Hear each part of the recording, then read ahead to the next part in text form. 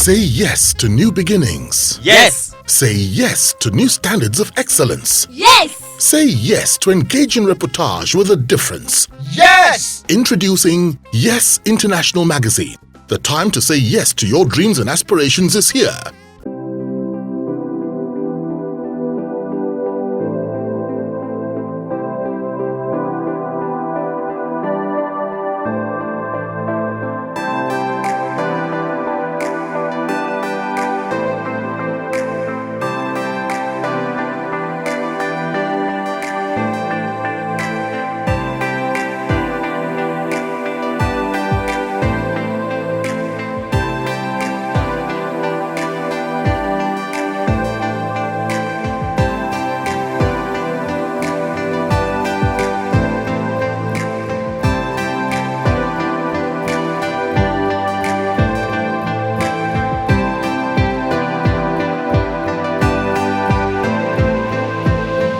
Yes, now, you currently run an online publication called the Culture Newspaper. Can you tell us about it? Thank you. I started as an arts journalist. I also have an arts background, and I think that, you know how it is in the newsroom. If adverts will come, the first section that will be killed will be the arts and entertainment. Kill that page. Go and reserve it. You use it next week. Or sports. That kind of a thing. I know. So, it has always bothered me, which was why as an editor and as an editor-in-chief, I had a soft spot for the arts. I will hardly kill art pages. But of course, when the advert manager comes, and then they will say, editor, we need 4 pages. So once you hear 4 pages, you know what that means for salaries and for newsprint. And then they'll say, he will not kill last pages, he will not kill last pages. And then you say, art editor, how many pages do you have? They'll say 4, sir. They say 2 gone. You tell them 2 gone. Because you have to pay your salary. So for me, at that point, I've always thought about the fact that shouldn't be the template. There ought to be a platform that anybody who is interested in everything creative sector, there ought to be a platform that they can go to. There ought to be a publication that they can, have access to. And so during most of my trips, I encountered the art newspaper abroad, which is a franchise in London, in New York, in Russia. In fact, a billionaire lady in Russia, in Moscow, who funded the new Russian museum, has just bought the largest stake, in the art newspaper. So part of what I thought I would do was to bring that franchise to West Africa. In fact, to Africa first. But like most things, Europeans and Americans, they were not ready for Africa. Because, we're not able to satisfy them in black and white as to the fact that we'll be able to deliver as Beijing, as Paris, as Melbourne, every other world-class cities that have that franchise, as they would be able to deliver. So they were not ready for us. And I thought to myself, the art newspaper focuses only on visual arts, which will not even be ideal for Nigeria. You can't sell visual arts alone. Visual arts will be a component of the entire culture gamut. So I thought, okay, if we couldn't get art newspaper to Nigeria, do your own thing. And that's how the culture newspaper was born. So in culture, you will find arts, you will find entertainment, you will find reviews, you will find tourism and everything. And I think that because every other person that had done something close to that before, we've always segmented it. You did, while you were with our guys in those days, you did real magazine. Real stars. Exactly. Yeah. It was motion picture industry. You're just taking me down memory lane. You know, so I'm saying that anybody who's looking for restars, who's looking for reviews, who's looking for tours, everything culture and creativity goes into TCN. That's the whole idea. And if we couldn't get a franchise to bring to Nigeria, why can't we give a TCM franchise to them in Ghana, to them in Gambia, to them in Cote d'Ivoire, in Egypt? Because that's something we are trying to build for Nigeria. These are early days. There will be trying periods, but then stay with the dream and give it your best shot. That's our philosophy. Wow. Now, the love, the fascination for journalism, what triggered it? What necessitated it? What prompted it? What made you delve and plunge into journalism? How did it all begin or start? It was my love for writing and reading. I loved newspapers.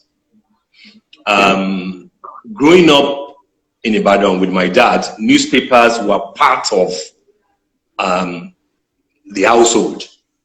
He will buy a minimum of 5: Sketch, Tribune, Punch, Times, and then later on Guardian.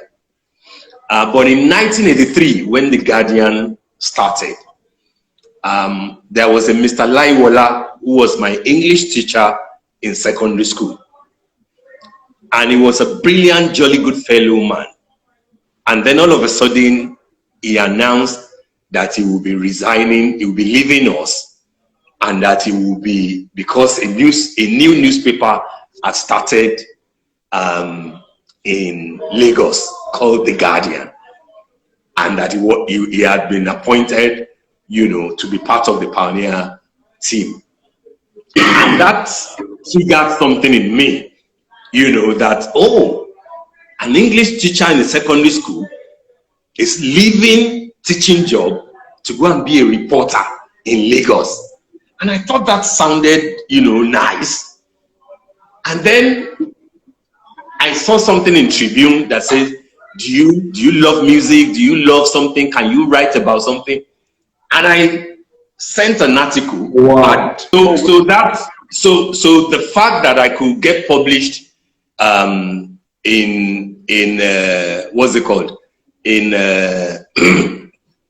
Tribune, you know, was a big deal. Even though I got an admission to read mass comm at the Polytechnic of Ibadan. Of course, I went to Ife, you know, to read music because it was a university, you know. But of course, I knew that. So the moment I was done and everything, and then after service and then Lagos, I knew that love for the Guardian was there. By that time, everybody knew Mr. Ben Tomoloju in the industry. Everybody knew German and Nicolako. And then Guardian now had an advert. You know, they were recruiting new graduates and new people and everything. And I just applied. And they said we were going to be taken first as a test candidate, which means we won't be getting salaries. So you had to be a test candidate for a long time. You know, thank God German is here. You know, but the beauty of the Guardian at that time was that Guardian allowed you to flower, to thrive. Before the appointment of Shola Balogun and I think Olaiwola Adeniji later, before our appointments were confirmed, we were already like small little stars covering the National Theatre, you know, covering you know, Museum Center, all the art centers in Lagos. And you know, the Guardian at that time, as you said earlier, is the flagship. It was like your password to everywhere in Lagos. For me, anything. So whatever one must have achieved today, the Guardian contributed immensely to it. So the Guardian was part of it for me from the beginning. As a secondary school student, because my English teacher, happened to be part of those who started the Guardian. And then the fact that Tribune allowed me to be contributing. And then the first major application to a media house that I did after school and everything was the Guardian. It was, Benti that interviewed me, and he just thought that somebody who read music, somebody who was interested in the arts, not like you are forced, to go and report the arts. It was my interest, and I haven't seen that one have published a few articles in the Tribune. It wasn't difficult to bring one in. So for me, I was basically doing what I liked, but I didn't cocoon myself to just reporting only arts. Guardian had media, and then for every assignment that you are sent out for, you first bring the news component of it before you now do the review or the larger feature for the arts desk, which was a weekly as at that time. And then one should also be grateful that one was part of the team that started the daily arts pages in Nigeria in 1995 October, after 1 year of prescription of the Guardian. By the time we returned, what the management requested of every section was a disruption. What are you going to do differently? By that time, Ben Tomoloju had left as deputy editor, I think, and German was our boss. And German called everybody together. Myself, Bankole Biseneju, Ozolua, Laiwola, Shola Balogun, Chido Okafo, and he said, guys, we are going to start a daily arts pages. And we thought it was crazy. We thought it was undoable, that it was impossible. Where were we going to be getting the materials? And he said, Steve, you concentrate on your music and videos. Nollywood. I mean, Nollywood, which is why when your friends in the industry, when they begin to tell stories about their industry, we say, no, this industry was born. We knew. we knew. Exactly. So those were the good old days. That was what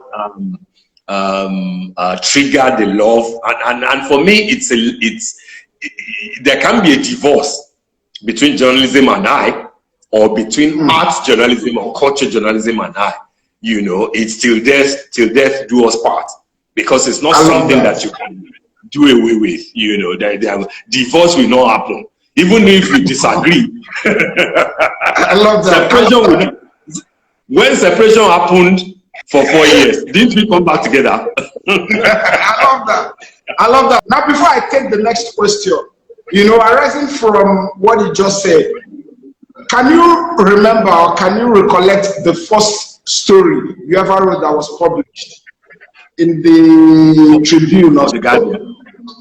Tribune asked that, it was an entertainment music thing.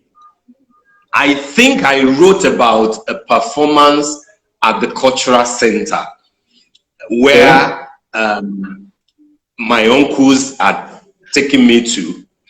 And then when I saw that advert in the Tribune, and I said, I could basically recall what happened there. And it was descriptive, more descriptive than being reportorial. Exactly. But the beauty of it, because I think Tribune was trying to encourage young writers, they now put my picture there. Put my picture, in the thing. And I can't remember what we were using at that time. Maybe it was a pen pal thing, but there were ways that readers could contact you. Even though there were no mobile phones, there were no social media, but there was something at that time. Maybe it was pen pal, give your pen pal address or something like that. Because I had,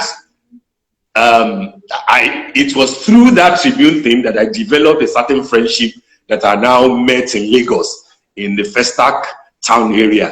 So that was my first story. But the very first for the Guardian, The assignment that Mr. Bentomoloju gave to me through Mr. German was to review an episode of what's her name? God bless her soul. She has passed on now. Checkmate. She used to be Amaka Isaac Ene at that time, before she became Amaka Igwe. You know, so I reviewed an episode of it, and it was published as the lead for the page, you know, that day. And from that, I mean, once Guardian publishes you, you can never be afraid of writing. You can take that to the bank. Absolutely. You know. All right. Now, your journalism career has seen you move from the Guardian to the Comet to the Punch to National Mirror. Of all the places where you worked as a journalist, where did you find the greatest fulfillment?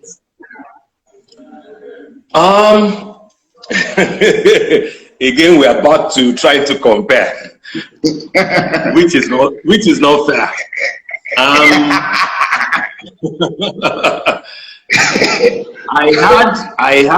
I had an exceeding joy at the turn of 2010, when I think it was Dame, I can't remember whether it was Dame or NMMA, Nigeria Media Merit Award, that chose the newspaper of the decade. I think it was around 2000 or maybe 2010. And it happened to be, there were joint winners, The Guardian and The Punch, for the newspaper of the decade. And I like the fact that if those two papers were the best in 10 years of my active journalism career period, one happened to be the one that groomed me, that gave me opportunity to be addressed, to practice, and for want of a better word, to succeed as a journalist. That was The Guardian. And the other one was the one where I played very major important roles. First, as an assistant editor in charge of arts. Second, as UK correspondent. Third, as a member of editorial board. And then fourth, as the daily editor. And if those two papers could be adjudged as the newspaper of the decade, I shouldn't pick one after the other. I should cherish.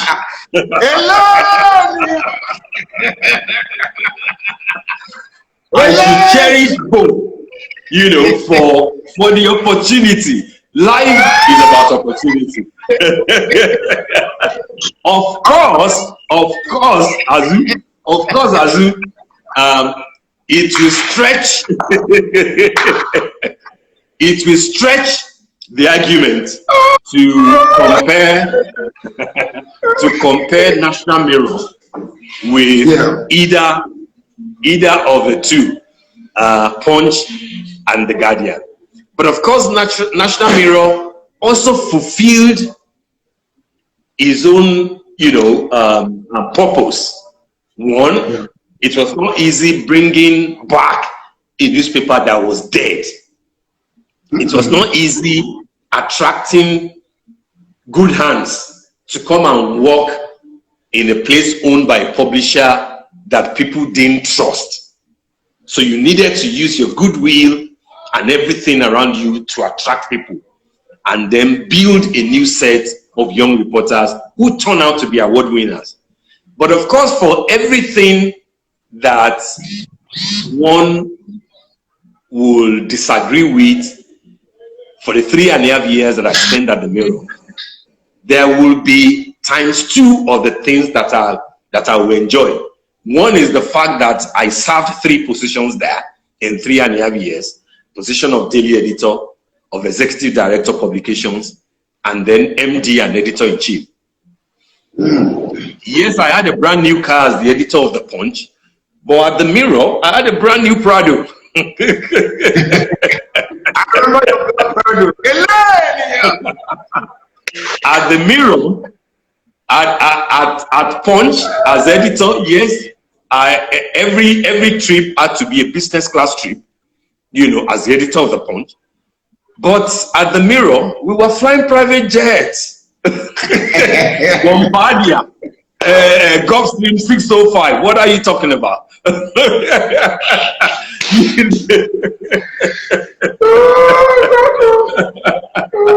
You know, so every newspaper that I've worked had its own strength, you know. But like I said, in terms of professionalism, the fact that I started at the Guardian and I peaked at the Punch will always be something that I'm very proud of. Now, I would like to find out from you. You rose to become the daily editor of Punch newspaper. Yes, sir. Yes, sir. What memory of your day or of your days as the editor can you still remember? Oh, I remember everything. Totally everything. There was a time in 2009 when, as the editor, I had to take a decision. It was a make or mar decision. If you remember, we broke the story of the fact that only 4 banks were solid out of all the 25, which later got reduced to 24 when CBN Governor Sanusi was there. You remember that there was a stress test that was carried out, and Ayorinde was the business editor, Yemi Kolakpo was the assistant business editor, and then they brought a story to me and said, editor, there is a major issue that will happen in the next 1 week. And I said, what was the issue? They said the CBN will reveal the result of the stress test and only 4 will be declared solid. Hey, I say, wahala. I said, give me evidence. Luckily for us, a certain magazine in France had interviewed Governor Sanusi. So when we wanted to interview him to confirm, he refused. I said, Yemi Kolakpo, stay on his case. And I now contacted France, used my influence in Paris, and then we got transcripts of that story that the French magazine was going to publish. And then on a Monday morning, we led with the story and said, CBN stress test. Only 4 banks, only 4 Nigerian banks are solid. No, major wahala started. Court. All the other banks said they are pulling the advert. Advert manager went berserk. You know, chairman had called the board member. Executive Mayoga, your namesake, called me and said, editor, I know that you cleared this story with me and you said that you have your evidence. I think you should start preparing your evidence. So I said, okay. So a meeting was called and everything, and we tabled everything. And when the CBN governor now realized that we had our thing,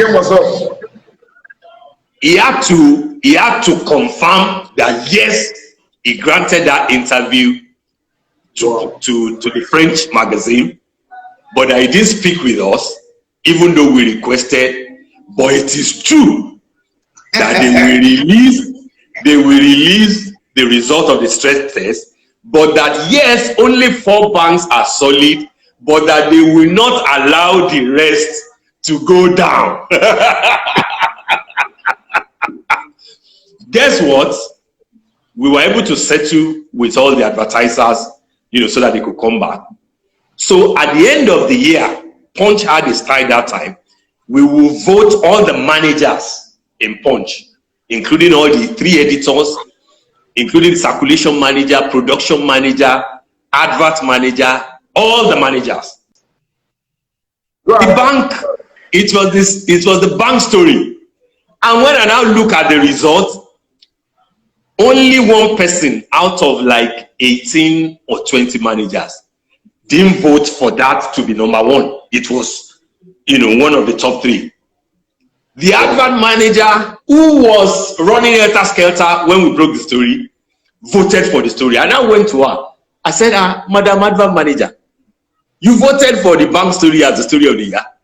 She said yes. I said, why? She said, because it was the best story. But I said, you said the thing was going to take your job. You said that was the commercial aspect of it. But the editorial aspect of it, it was the story of the year.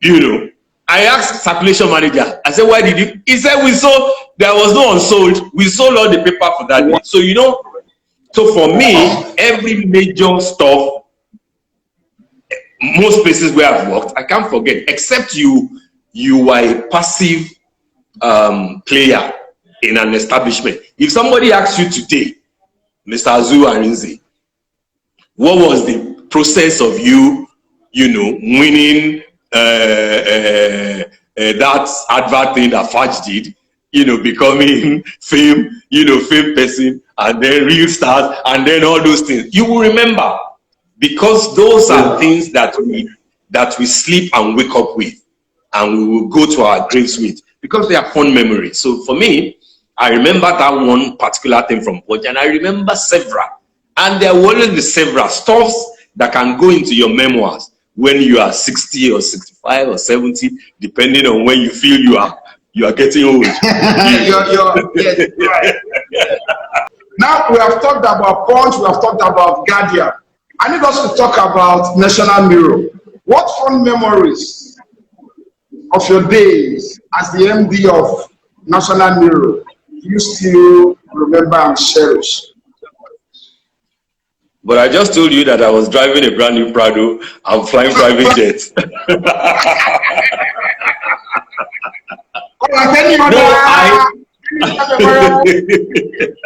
No, you know, we did a damn good paper.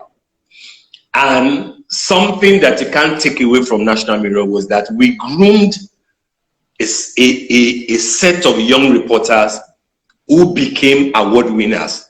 I wanted people to go away with something, because that was how I was groomed at the Guardian. And I used it in Punch, because at the time, you remember that Newspaper of the Year and other awards, you know, was usually between the Guardian and Disney. It took a while before Punch broke into that circle, and Punch now retained it, you know, for a very long time. But for Mirror, in fact, at a stage, we proposed, and the publisher agreed, that every Mirror journalist that wins either DAME or NMMA should get about 100,000 naira for the award, which was a big deal, you know, for a reporter that was earning about 60,000, and then you win an award and the publisher gives you 100,000. I thought that was a good, you know, motivating factor. Motivation, you know. So that was nice. I also like the fact that I came in close contact with a man that many people didn't understand. As the MD, editor-in-chief of the Mirror, I was like the image maker of all the other 15 companies within the conglomerate. Air Nigeria, Energy Bank of Ghana, you know, Global Fleet, you know, different stuffs. And as the image maker, I was very close to the publisher. We were always traveling together, Sao Tome, London, GMD conferences in Dubai, etc. That for me was good for the media arm of the conglomerate, that you could have first-hand knowledge and experience of the hospitality industry. You remember that as part of the group, we had Le Méridien Hotel, Nikon Luxury in Abuja, Nikon in Lagos. We had banks in Sao Tome and Ghana. We had an airline. We had factories. We had oil and gas. And I thought that for a newspaper to be part of that, expose the editors to similar things, expose the journalists, you know, so that you can be part of a new world. And I thought that worked for us, that, you know, even when people felt that the publisher was unpredictable, I thought, and I demonstrated the fact that it was my job to protect the editors and protect the young journalists so that they wouldn't have to come directly in contact with the publisher that was, I mean, we describe him as unusual, because not everybody can deal with his kind of energy and his kind of ideas, you know. So, so Mirror was experimental, and it succeeded while it lasted. I mean, till end of September 2013 that I left, we never owed salary for one day. And the only thing the publisher was doing for us was to buy newsprint. We were paying our own salaries and running the operations. So if you run very well, things can work, you know, but you know, of course, of what happened later and everything. But I still hold very fond memories of the Mirror. I pray that it returns one day for a fresh, younger team to also try and run away with it. I thought that even if it was going to die, it shouldn't have died like Next. It should have at least retained its digital edition, you know, the sort of a thing that Premium Times is doing now. No house should have to crumble totally, you know, migrate into a different platform and give people opportunities to shine.